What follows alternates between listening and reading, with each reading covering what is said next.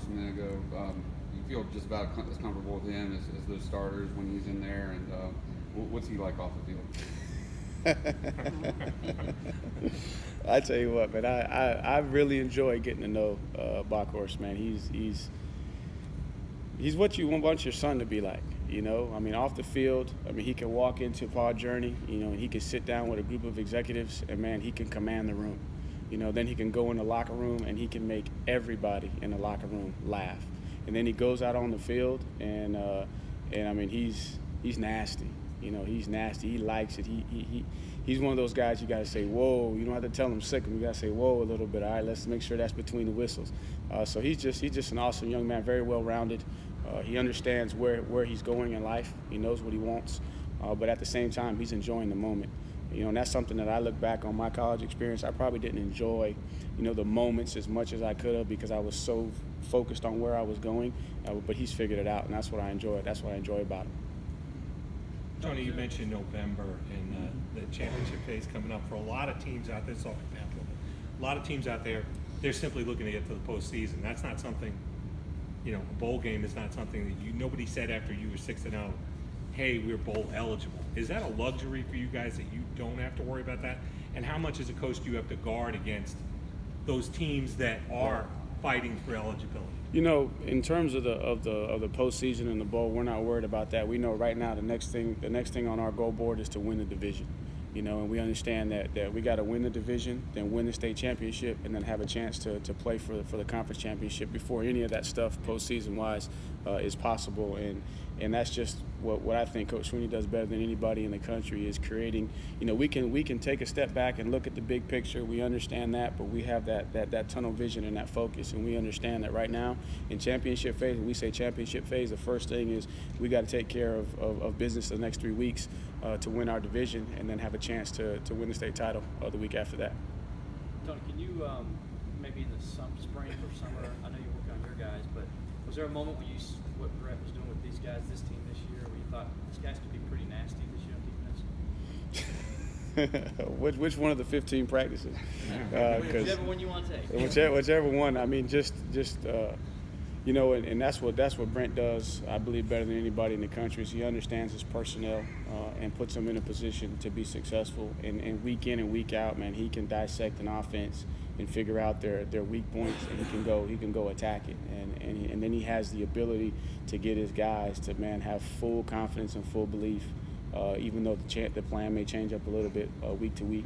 And that's what you see on our practice field. But man, when he was doing some of that 3-down stuff with Isaiah coming from the rafters, I was like, oh Lord, this is going to be hard. But it made us get better because what I've seen and what I've noticed is man, he's a pioneer. He's kind of out in front of everything, and then teams kind of watch what he's doing, and then they start to emulate and mimic. So I said, man, this is good for us because what you're noticing is now a lot more teams are going to a 3-man front. I think NC State completely, you know, revamped their defense. They're in a 3-man front now, and so that was something that I said, man, this is tough because you're trying to figure out. And every day when you set rules based off of what you saw, the next day he's got about 3 more blitzes that run you hot, and you're like, oh my gosh. But now we can tell our guys there's nothing that you haven't seen. You know, so anything that we're seeing is, hey, just rely on what we did. We got a plan, you know, and then it still stresses us too because each week our protection plan is going to be set for who we're playing, but we still do good on good, you know. So then we got to transition, and then we got to go back to, you know, picking up his blitzes, which keeps us sharp, which I'm very, very thankful for. He's very competitive at practices. Does he have fun dialing up those blitzes and confusing you guys in the offense and giving you guys new wrinkles? Of course he does. But you know, and I don't think it's a situation where, you know, he's trying to say, hey, let's go, you know, attack our offense. It's I mean, this is what we're going to do this week. This is our plan, and then let's go run at full speed versus us. And it gives us headaches, you know, especially in the competitive situations where coaches are off the field and we're just letting our guys play because it doesn't marry up necessarily. Right, because if we're playing a 4-down team, our rules are going to be different than picking up his pressures. But man, he's so competitive, you know, and very detail oriented, and that's one thing that's helped me as a coach too. With all the success that he's had, he's a, you know, Broyles Award winner. Man, he could be a head coach anywhere he wanted to be in the country.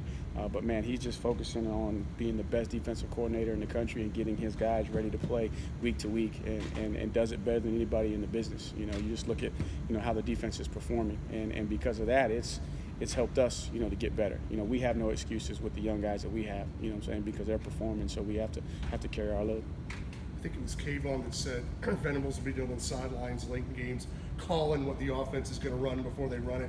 Is he just kind of a next level guy when it comes to football knowledge? Is he kind of the smartest guy in the room generally when it comes to that? I would say so. I mean, I would like to think that I'm a pretty smart guy, and I can recall some things, man. But he could tell you a call from 15 years ago at Oklahoma in this game. I mean, it's just unbelievable. Just the football intelligence, that he has, and something that's very admirable too, and something that I'm striving, because again, and I don't think he does it because he wants a pat on his back. I think he does it because he knows that that's what he needs to do to help his young men be successful, and that's the same thing that I strive for, is to make sure that when I walk into a game plan, I can tell you defensively in these situations for the most part what's getting ready to happen. And I think that's just the way he prepares.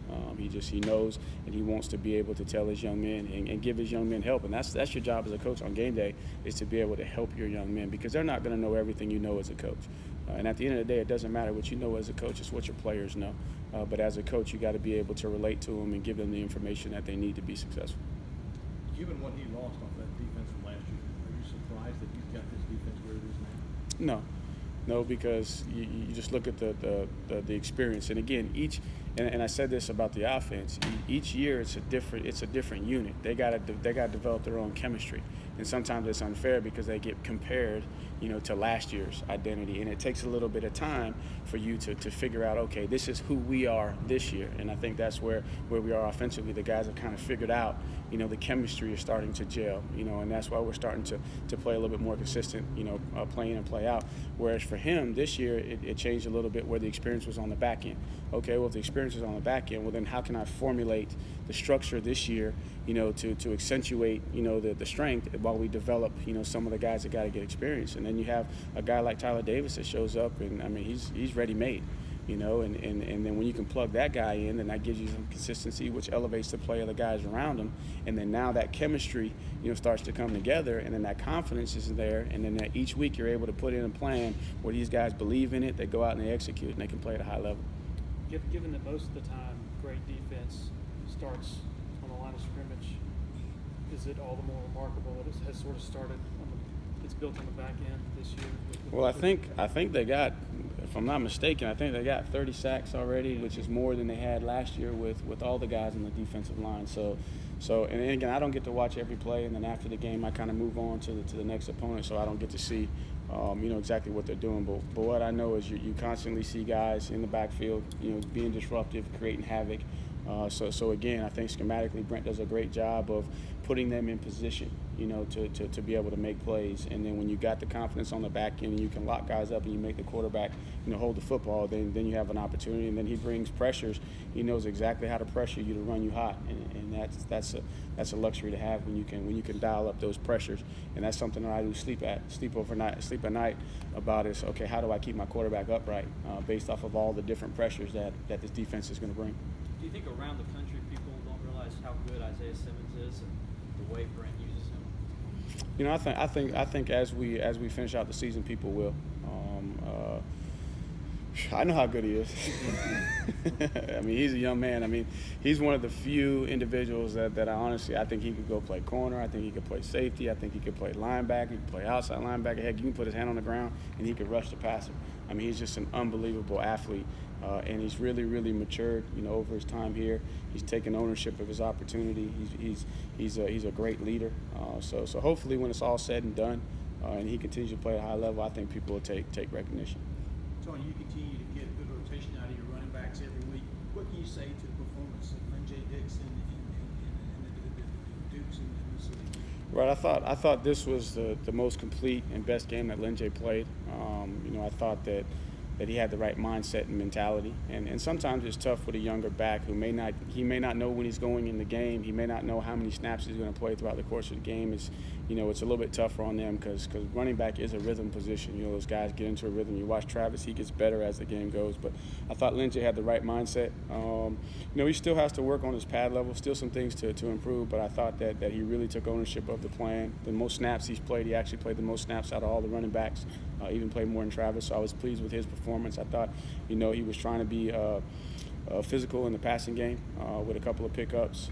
And then, Ches is getting better. I saw some things. There was one cut that I felt like he now has the confidence to try and make. I think early on, man, he was just going to do what he's used to doing, taking the ball and running straight and running over people. But there was one cut that I saw him try to make. I said, okay, now it's starting to slow down for him a little bit. And then Mikey, once he gets in there, he's just so happy to run. He's just going to take off and run and use his athleticism. But I did see him, trying to be a little bit more patient, dropping his pads, just little things that I'm seeing. That's letting me know that the transition is taking place from the practice field to the game field. Anything else? Thanks, Tony. Thanks, Tony. All right, no problem. Thank you.